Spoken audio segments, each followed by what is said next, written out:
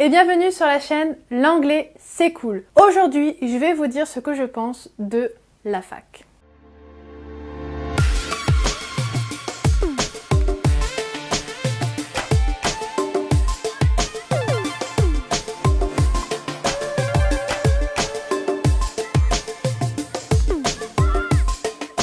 Alors oui, comme ma dernière vidéo avant celle où je vous explique un petit peu ma vie, je vous avais fait une vidéo sur la licence à l'LCER et les cours, le contenu, etc. Je trouvais ça assez intéressant du coup de vous donner un petit peu mon ressenti par rapport à ces années d'université parce que ça fait quand même un petit moment que je suis là-bas maintenant. Alors pour le coup, cette vidéo n'a aucun rapport avec l'anglais. Ça va être assez exceptionnel, hein. J'en ferai pas 10 000 de vidéos comme ça, mais en fait ça me tenait à cœur à travers cette chaîne de vous donner mon ressenti par rapport à mon expérience en tant qu'étudiante parce que je trouve que c'est un sujet qui finalement est pas très abordé sur d'autres chaînes. Après voilà, je suis pas énormément de gens sur YouTube, mais voilà, je trouve que c'est un sujet qui est un peu pas tabou parce qu'en soi ce que je vais dire là est pas, à mon sens c'est pas tabou, mais je trouve que c'est pas énormément abordé et que la façon dont on parle des études souvent, soit c'est dit avec humour, donc c'est un peu tourné à la dérision, soit c'est hyper glorifié, hyper sacralisé, en mode les études c'est cool, machin, les grandes écoles, les trucs. On voit que l'aspect oui on apprend beaucoup de choses, c'est top, enfin voilà. Je trouve qu'on n'aborde pas assez le ressenti en fait des étudiants, on leur donne pas assez la parole par rapport à ça, et vu que j'en suis encore une, malgré mon statut un peu particulier cette année, si vous ne savez pas de quoi je parle, je vous invite, non c'est là, à aller voir ma dernière vidéo où je vous explique un petit peu ma vie cette année. Donc voilà, ça me tenait à cœur, même si ça n'a pas réellement de rapport avec l'anglais, de vous expliquer un petit peu mon ressenti et mon vécu par rapport à toutes ces années d'université. Donc la première partie de ma vidéo, je vais vous expliquer pourquoi tout simplement je suis allée à la fac, pourquoi j'ai décidé après mon bac d'aller à la fac. Donc pour vous remettre déjà un petit peu dans le contexte, j'ai eu mon bac en 2014, c'était la deuxième fois que je le passais et je l'ai réussi cette fois-ci avec une mention assez bien. Durant mon cursus au lycée, j'ai fait surtout anglais spé, donc parce que c'était ma matière préférée. Au début c'était un peu par défaut et au final ça m'a beaucoup plu parce que l'anglais ça m'a toujours beaucoup plu. Du coup j'étais finalement contente d'avoir une option comme celle-là parce que moi plus je faisais d'anglais plus j'étais contente, hein, clairement. Et je savais depuis à peu près un an ou deux que je voulais faire prof d'anglais. Je veux dire, cette idée précise de prof d'anglais, je le savais depuis un petit moment, à ce moment-là déjà. Donc pendant mon année de terminale, l'idée a vraiment germé et s'est vraiment concrétisée. Et je savais du coup vers où j'allais me diriger et où j'allais aller après le bac. Du coup, c'est pour cette raison-là que je suis allée à l'université. Parce que ça correspondait au cursus que je voulais faire. Je savais qu'en allant à l'université, je pouvais devenir professeur d'anglais. Donc ça, c'est le premier point. C'est parce que pour moi, c'était facile d'aller directement à l'université plutôt que de me compliquer la tâche et de chercher une école ou je sais pas quoi. Je me suis dit, il y a l'université qui propose ça, c'est parfait. Après, pourquoi l'université? Pourquoi pas une école? Bah tout simplement parce que l'université, donc déjà si vous êtes boursier, c'est gratuit, ce qui était mon cas pour ma première année de fac. Et même si vous n'êtes pas boursière, en soi, les frais d'inscription, même si ça peut choquer au début, quand on compare avec des grandes écoles ou même avec d'autres pays, hein, finalement, c'est pas si cher. C'était une solution de, on va dire, de facilité financière aussi. Et puis, en tout cas, quand moi je suis allée à l'université, tout le monde était accepté, il n'y avait pas besoin de passer par Parcoursup, ce genre de choses. On avait le truc post-bac, on faisait nos vœux et on savait que du moment qu'on avait le bac, on allait rentrer à l'université, donc forcément l'accès était vachement plus simple. En fait, tout simplement à l'époque, je me suis pas posé plus de questions que ça. Je me suis dit pourquoi j'irais dans une grande école alors que l'université, avec entre guillemets toutes ces facilités, me permet de faire le cursus que j'ai envie et ça sera pas moins bien. Je veux dire, enfin pour moi dans mon esprit à cette époque-là, c'était pas moins bien.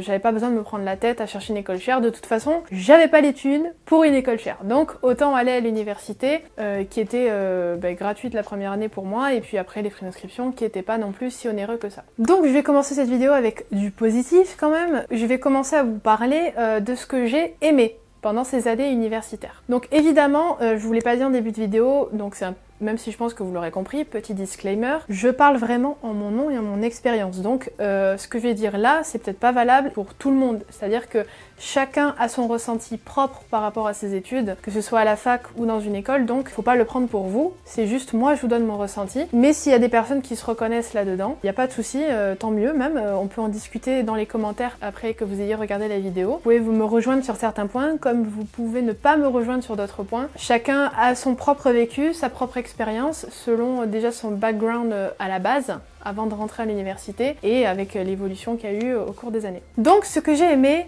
à la fac. Premièrement, moi j'étais dans une licence où, à mon sens, il n'y avait pas énormément d'heures de cours. C'est-à-dire que moi j'avais des amis qui faisaient d'autres cursus et clairement je me sentais assez chanceuse d'avoir des CM qui étaient maximum de 2 heures quoi. Ou voire des fois d'1 heure, 1 heure et demie. Donc je trouvais que mon temps de cours était pas si énorme et si élevé que ça en licence, malgré toutes les options voilà, que... Comme vous savez, je vous ai fait la vidéo dessus, sur le cursus LLCER, malgré toutes les options en première année et tout, où là, c'était un petit peu plus chargé que les autres années, mais sinon, quand même, je trouvais pas ça non plus si immense que ça et si insurmontable que ça. Et puis ce que j'aimais dans mon emploi du temps aussi, c'était qu'on avait certains cours, bien sûr on n'avait pas toutes les options possibles, mais quand même on avait le choix, même s'il fallait être assez endurant sur le NT pour choisir, M-Group même ça s'appelle, même si on avait on avait un peu le choix pour certains cours de le positionner à tel jour ou à telle heure, etc. Donc on avait plusieurs options et on pouvait choisir en fonction. Deuxième point, et même le troisième, parce que finalement ça se rejoint un petit peu, c'était la localisation de l'université, que ce soit par rapport à la ville ou par rapport à sa localisation dans la ville. Déjà par rapport à la ville, donc pour ceux qui ne le savent pas, je suis à l'université à Montpellier. Montpellier, il faut savoir que c'est quand même une ville assez agréable. Il y a beaucoup de défauts hein, comme dans toutes les grandes villes, mais il y a ce côté vraiment plus léger je trouve que dans des villes comme Paris. C'est sûrement dû au soleil. Et ensuite pour la localisation de la fac dans Montpellier, je trouve que c'est une localisation qui est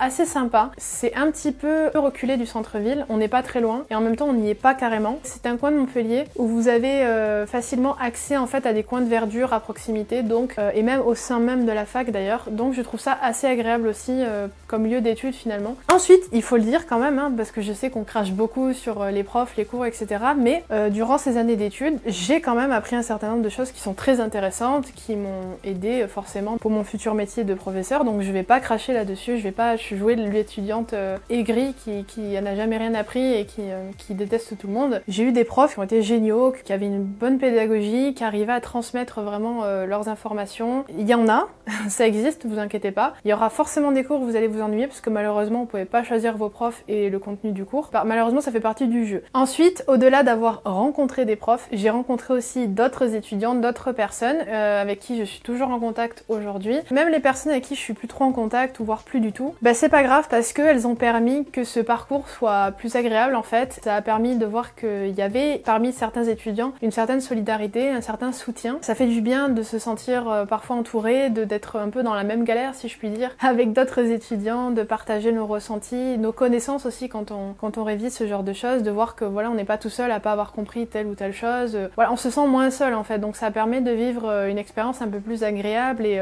limite un peu plus familiale quoi. Donc sur ce point-là aussi c'était super d'avoir pu simplement croiser ou même être devenu carrément amie avec des personnes pendant tout mon cursus. Ce que j'ai aimé aussi à l'université, c'est que pour moi en tout cas, ça a marqué un peu le début de mon indépendance. Évidemment au début, les 3 premières années, j'ai vécu chez mes parents et je faisais des allers-retours à chaque fois. Donc j'avais plus de 2 heures de trajet ou ce genre de choses, mais c'était super agréable de commencer à sentir un peu cette liberté parce que j'étais du coup plus dans la ville où j'habitais, j'étais dans une ville plus éloignée parce que bon au lycée, j'étais pas non plus dans la ville où j'habitais, mais c'était vraiment pas loin, donc en bus, en 20 minutes c'était bouclé quoi. Mais là, à Montpellier, c'était quand même plus éloigné, on sentait déjà un détachement qui se faisait par rapport à la vie d'ado au lycée, ce genre de choses. Donc c'était pas la même vie, c'était pas le même rythme. Après, c'est pas forcément dans ma personnalité de sortir, de faire des soirées à répétition ou quoi. Par exemple, les soirées étudiantes, big news, j'en ai jamais fait.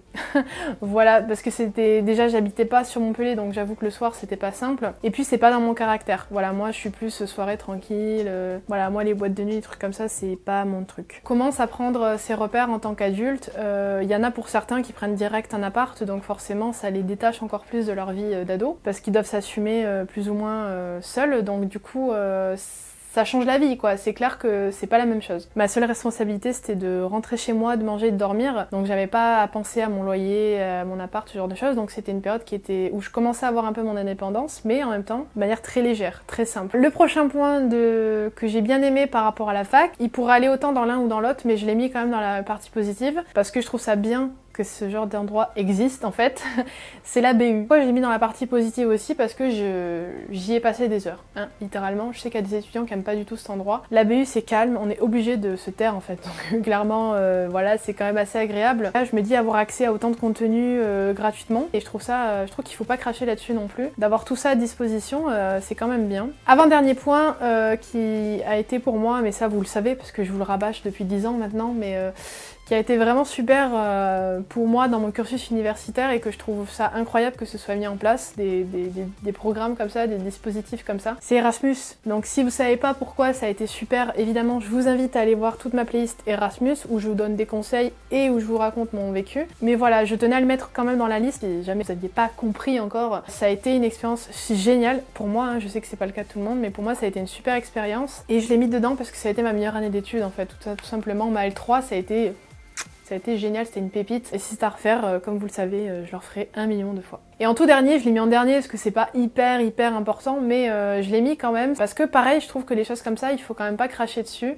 Plus globalement, je trouve ça assez sympa quand même le dispositif du Crous pour les cafettes, les restos et tout. Alors évidemment, c'est pas non plus de la grande gastronomie, hein, ça reste des trucs très industriels, c'est pas forcément fait maison et tout. Mais voilà, je trouve ça quand même assez sympa que ce soit mis à disposition. Il y a quand même du choix, je trouve. Ce que j'ai bien aimé avec le Crous, c'est que ils continuent d'ailleurs à mettre en place des initiatives plus écologiques. Ils proposent des alternatives pour que notre façon de consommer soit plus écologique. Et un truc où j'ai carrément adhéré parce que du moment que je suis à la fac j'en bois un, c'est les mugs en fait réutilisables. Donc ils ont mis en place, je l'ai pas là sur moi, j'aurais dû l'apporter, je vous mettrai en photo. Moi qui apprécie beaucoup voilà, de boire mon petit café quand je suis à la fac, après mon repas du midi par exemple, je trouve ça super en fait. Donc voilà, c'est une initiative que je voulais mettre en avant. Et un dernier truc que j'avais pas mis à la base dans la liste, mais parce que c'est assez récent, c'est le fait que maintenant pour les étudiants boursiers, il y a des menus en fait à 1 €. Donc ça, je trouve ça vraiment super. Pour moi à la base, je trouvais pas ça excessif, mais bon c'est vrai qu'il y a des menus à répétition tous les jours au resto à la cafette quand on n'a pas le choix, c'est sûr c'est pas évident. Mais là, le menu 1 € pour les boursiers,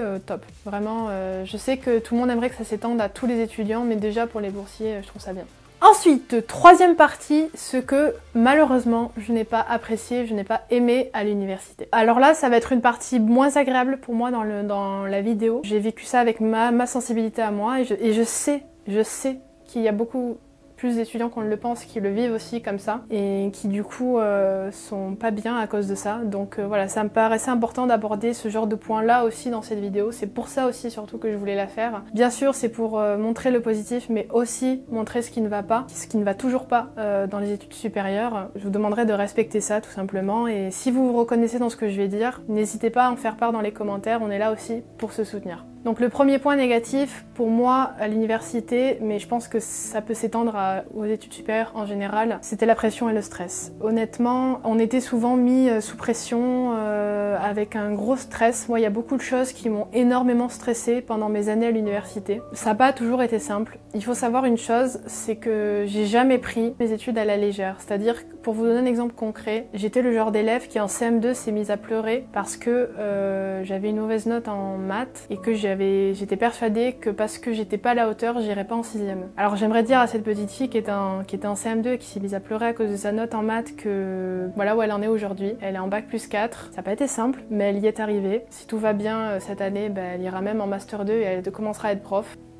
Donc en fait moi les études ça a toujours été quelque chose d'hyper important pour moi. Ça a été pendant longtemps un refuge même, hein. Un refuge parce que je savais que je devais réussir dans ce domaine-là pour m'en sortir en fait, pour faire le métier que je voulais faire, pour faire un métier qui me plaisait. Je sais qu'il y a des parcours très différents et qu'on n'est pas obligé de faire des études pour faire un métier qui nous plaît, hein. C'est pas du tout ce que je suis en train de dire, je glorifie pas du tout les études supérieures, hein, pas du tout. Et moi je savais parce que même si je suis passée par des idées différentes, hein, je sais pas que je veux être prof depuis que je suis en CM2, mais voilà, plus ou moins je savais à peu près quel chemin je voulais prendre et quel serait ce chemin-là. Et du coup ça m'a toujours tenu très à cœur, mais le problème c'est que plus on grandit et plus on se rend pas compte de la charge mentale que c'est et à quel point on devient acharné là-dedans. Et moi, ça a été mon cas pendant très longtemps. Ça a été mon cas au lycée, notamment quand ça a été les périodes de bac, tout ça. Donc on va dire que depuis mon année de première, je suis acharnée pour réussir. Et c'est là où j'ai commencé à avoir mes faiblesses, même si je savais que j'en avais déjà. Mais par exemple, je pensais ne jamais redoubler, et pourtant ça m'est arrivé en terminale, puis ça m'est arrivé en première année de fac. C'est sûr que l'université, ça aide pas, parce qu'on se dit que là, on est dans la cour des grands, qu'on n'est pas là pour rigoler. Moi, j'ai jamais été là pour rigoler, mais d'autant plus quand on est en études sup, et on se dit que ça y est, là, ça va devenir concret, plus les années vont passer, en 5 ans, normalement, c'est fini, et on a notre métier, quoi, si tout va bien. Malheureusement, c'est pas ça, les études supérieures. Pour certains, oui, c'est une ligne droite, ils y vont, et tout va bien, et ils atteignent leur but tout de suite. Mais malheureusement, c'est pas la réalité de tout le monde, et malheureusement, il y a beaucoup d'étudiants comme moi qui se foutent énormément de pression. J'ai compris en fait que le système éducatif tel qu'il était n'était pas fait pour moi. Et ça peut faire un choc parce qu'on se dit, mais merde, je suis là-dedans depuis tellement longtemps, et en fait, c'est pas fait pour moi. Mais j'y suis, et j'ai quand même réussi. Donc ça peut être vu comme une fierté aussi, parce qu'on se dit qu'on est dans un système qui nous correspond pas, mais on a quand même réussi à être là où on est aujourd'hui. Donc ça rajoute un peu de valeur évidemment à tout ce qu'on a vécu. Ça permet de moins se dévaloriser aussi, parce que le système éducatif tel qu'il est malheureusement fait qu'on a tendance à se dévaloriser en tant qu'être humain, alors que ce qui se passe à l'université, l'être humain qu'on est, ça doit être à mon sens dissocié, parce que une note ne définit pas notre intelligence, ne définit pas notre potentiel, ne définit pas nos capacités réelles et ne définit pas nos motivations. Je reviendrai après sur ce que peuvent dire les profs par rapport aux résultats qu'on a des fois, mais moi l'université ça a été des belles choses, mais ça a été surtout malheureusement entaché énormément par la pression et par le stress. J'ai laissé une partie de moi pendant ces études, une partie que je vais pas récupérer. C'est une plaie en fait, c'est une plaie que je soigne de temps en temps encore. Parce qu'on a envie de réussir et qu'on se fout une pression monstre en fait. Et à se rendre malade même au niveau de sa santé. Moi j'ai eu des problèmes de peau, j'ai eu des problèmes de digestion, enfin ça peut engendrer beaucoup de choses et si j'ai un conseil à donner aux étudiants, même si je sais que c'est pas évident et que je peux encore en être victime, même si ça va beaucoup mieux maintenant, c'est prenez soin de vous. Ne vous oubliez pas dans vos études.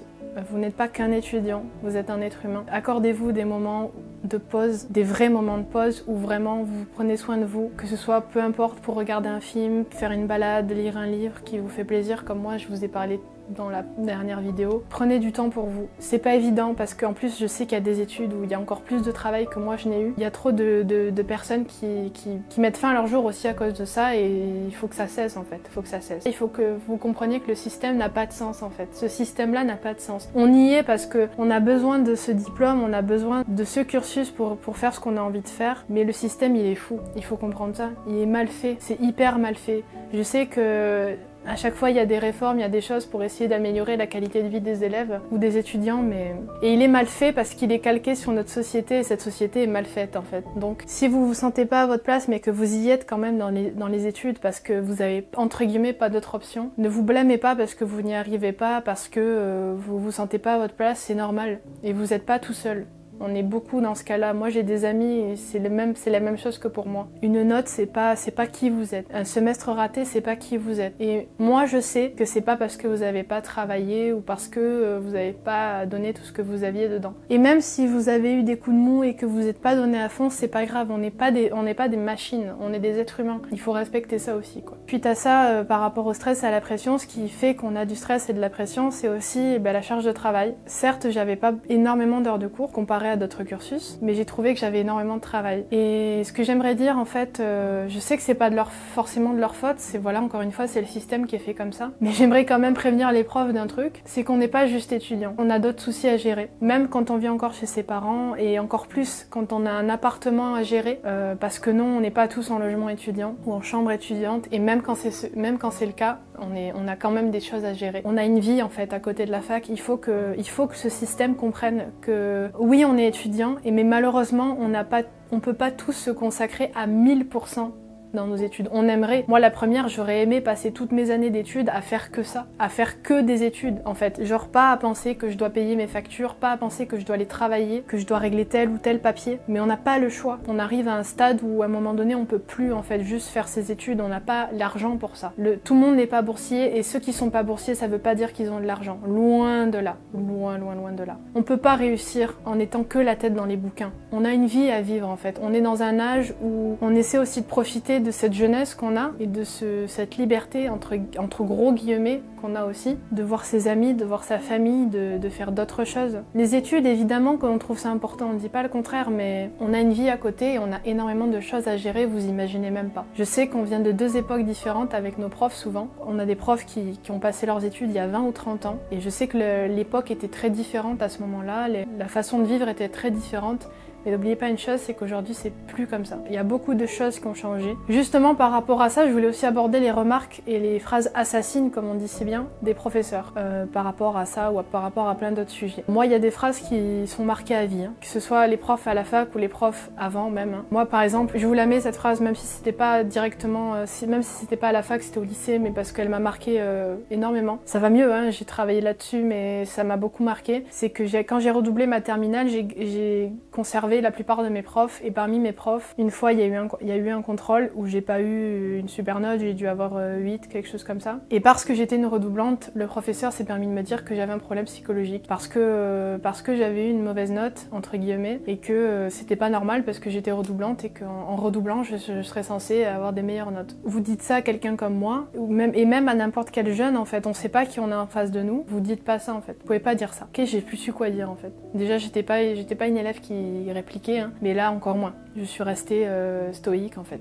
Je savais pas quoi dire. Donc faites attention à ce que vous dites. Ça peut marquer des gens à vie en fait. Autre petite phrase assassine qui m'a beaucoup marquée pendant mes études, il y en a eu plein, mais c'est quand j'ai redoublé ma première année et que le prof justement a vu qu'il y avait des redoublants forcément et a dit de toute façon il n'y a pas de secret, si vous avez redoublé c'est que vous n'avez pas travaillé. Comme je vous l'ai dit précédemment, ça veut rien dire. Comme je vous l'ai dit, moi j'ai toujours été investie à 100% dans mes études. À 100% dans le sens quand je m'y mets quoi. Genre je travaille, j'en étais à m'endormir sur mes cahiers quand même pour réviser, pour être sûre de réussir. Tellement j'avais peur de louper l'information nécessaire pour mon partiel quoi. Donc non. Les phrases comme ça de vous avez redoublé c'est parce que vous n'avez pas travaillé, non. Vous savez pas ce qu'il y a derrière l'élève. Vous savez pas la vie qu'il a derrière et comment il a travaillé et les heures qu'il a passées à travailler. Et malheureusement, je vais vous dire une chose qui est horrible, mais vous pouvez passer 10 heures à travailler, ce qui se passe le jour du partiel, si c'est pas ce que le prof attend, ce que vous avez fait ça servira à rien. Parce que le prof lui, il en sait rien, il en saura jamais rien. Et c'est normal parce que lui, le prof, il voit ce que vous donnez en temps réel, au moment de votre partiel. Un conseil, essayez de trouver les bonnes méthodes, mais ne vous rendez pas malade parce que ça servira jamais à rien.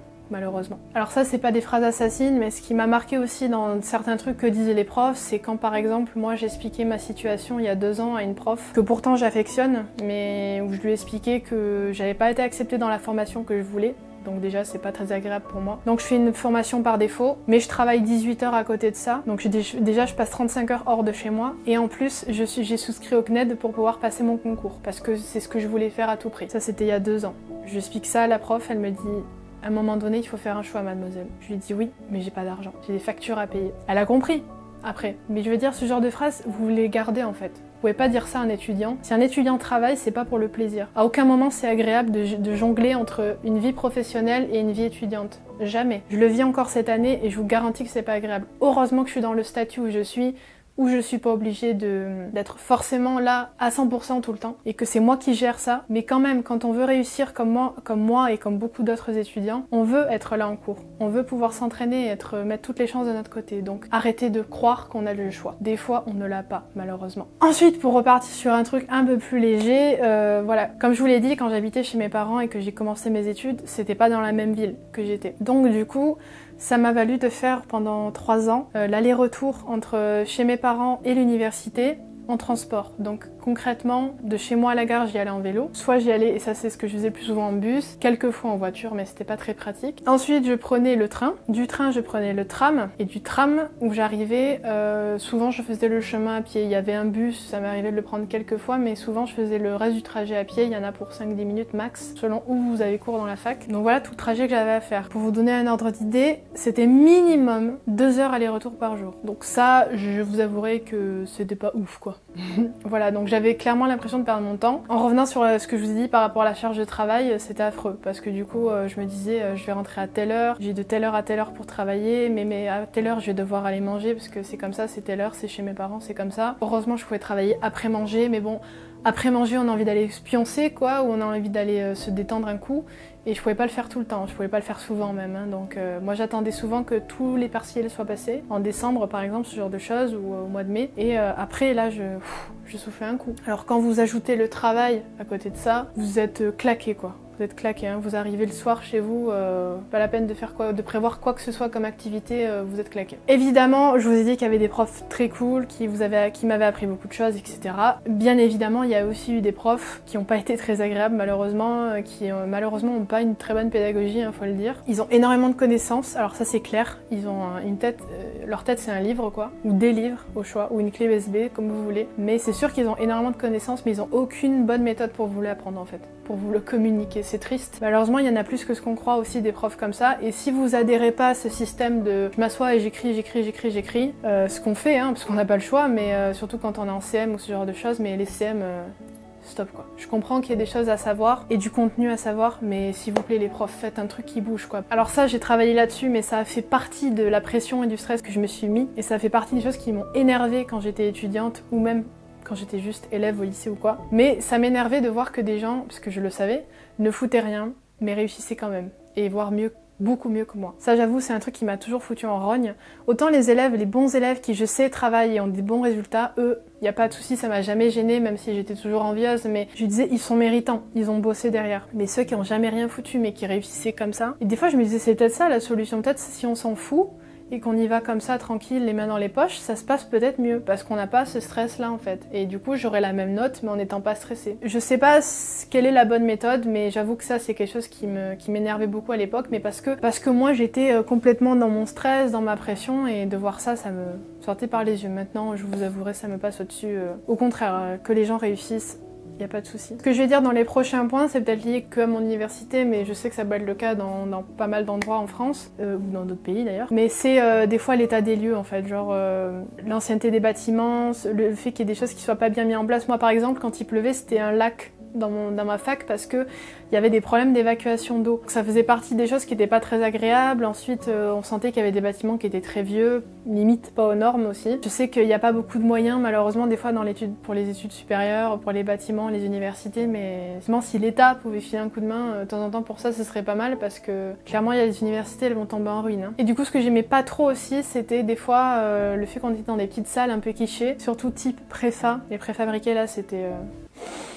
C'est le genre d'endroit où il faisait soit trop froid, soit trop chaud. J'ai l'impression qu'on était dans des salles en carton. Alors ça aussi, je sais pas si c'est valable dans beaucoup d'universités ou écoles, mais moi en tout cas, dans mon université, et encore à ce jour, vous avez un endroit où faire chauffer votre plat, et c'est même pas dans l'université même. Donc vous n'avez pas de lieu dédié où vous pouvez chauffer votre repas, genre les cafettes et les restos U, vous n'avez pas le droit, pour des raisons d'hygiène, ce que je comprends tout à fait, on n'a pas le droit de faire chauffer son repas dans les cafés, dans les restos U, mais on n'a pas d'autre endroit. Et excusez-nous de vous le dire, mais on n'a pas tous envie de manger à la cafette et au resto U. Moi je sais à peu près cuisiner, pour faire des économies, je préfère faire des courses et me faire à manger moi-même en fait, comme ça je suis sûre de ce que j'ai dans mon assiette aussi. Donc je suis contente quand il y a la cafette et que j'ai eu la flemme et que j'ai rien prévu, mais quand j'ai prévu, j'aimerais bien pouvoir faire chauffer mon plat quoi. Ce serait bien de faire un truc en ce sens, pour laisser le choix quoi, ou alors avoir un coin dans la cafette où ce micro-ondes il est vraiment que pour les repas des étudiants. Et le dernier point de cette vidéo, c'est est-ce que je le referai? Est-ce que je retournerai à la fac? Alors à cette réponse, je répondrai en deux temps parce que ma réponse est oui et non. Je vais commencer par le oui. Oui, parce que tout simplement c'était le chemin que je devais prendre en fait pour faire le métier que je veux toujours faire d'ailleurs. Donc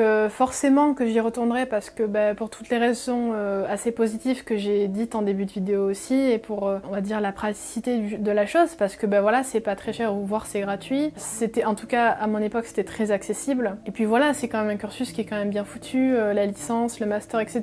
Donc pour ces raisons-là, le fait que ça corresponde exactement à ce que je recherchais, oui, j'y retournerai bien entendu. Et non, j'y retournerai pas parce que pour toutes les raisons que je vous ai citées dans la partie malheureusement négative, parce que ça m'a procuré énormément de stress, énormément de pression. C'est une période où je me suis beaucoup dévalorisée, je me suis sentie souvent très découragée, et j'ai eu beaucoup de déceptions, de grandes déceptions, des fois pour pas grand chose, c'est-à-dire que pour moi rater une année ou un semestre c'était horrible quoi. En fait, c'est très paradoxal. C'est ça que j'ai retenu de mes années d'études aussi, c'est qu'il y a beaucoup de discours paradoxaux. Dans le sens où, oui, on vous dit que la note, ça vous définit pas, que ça va aller mieux, vous allez vous rattraper, etc. Mais en même temps, il y a des profs qui vous mettent, ils s'en rendent pas compte, je pense, mais qui vous mettent sans arrêt la pression sur tout. Et pour eux, en fait, vous devez être au même niveau, presque que, en fait. Vous devez être dans le même état d'esprit, en mode, on vit que pour la fac, sauf encore une fois, disclaimer, c'est pas notre métier, en fait, d'être étudiant. C'est pas un métier. C'est pas un métier, donc et même si c'était un métier, on n'a pas que ça à faire, en fait, à côté, malheureusement. Donc c'est pas évident de tout concilier des fois, et on a le droit d'échouer, en fait. Et le problème, c'est que la fac vous fait culpabiliser. Souvent, j'ai ressenti j'ai ressenti beaucoup de culpabilité. C'est-à-dire que les profs vous mettent pas à l'aise si vous avez raté une année ou un semestre ou une note.